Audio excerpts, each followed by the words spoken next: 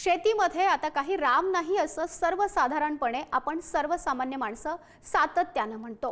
अनेक तरुण वडिलोपार्जित शेती सोडून नोकरीकडे सुद्धा वळतात।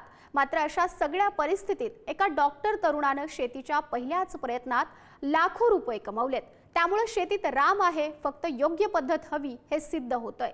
नेमकी या तरुणानं शेती कशी केली, कशाचं उत्पन्न घेतलं, कोणती पद्धत वापरली, या सगळ्याची उत्तरं देणारा हा रिपोर्ट बघूया।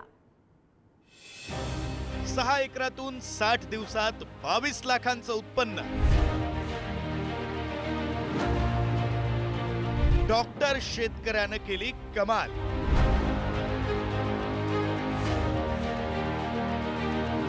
पहिल्याच प्रयत्नात यशस्वी झालेल्या शेतकऱ्याची कहाणी।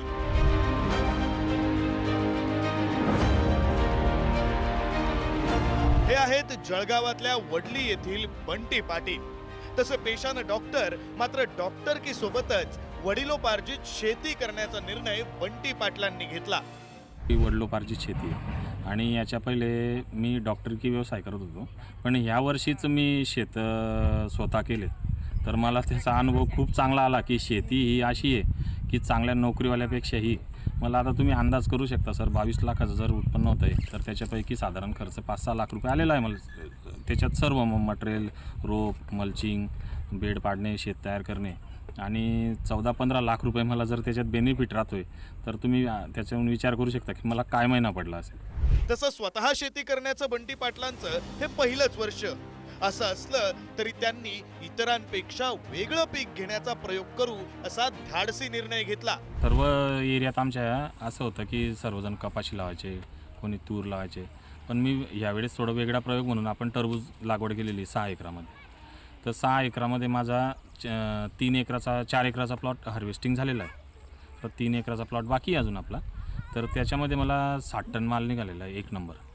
आणि त्याचा दुसरा तोडा जो आहे सेकंड माल, तो पण आपण आज दिलेला आहे। बंटी यांनी टरबूज पीक लागवड करत असताना मल्चिंग पेपरचा वापर केला। मल्चिंग पेपरमुळे तण कमी झाल्यानं, कोळपणी केल्यानं निंदणीचा खर्च वाचला। तसंच ठिबक सिंचनाच्या नळ्यांमधून खतं दिल्यानं मजुरांविना शेती करता आली। केवळ लागवड आणि काढणीसाठी मजूर लावावे लागले असं बंटी पाटील सांगतात।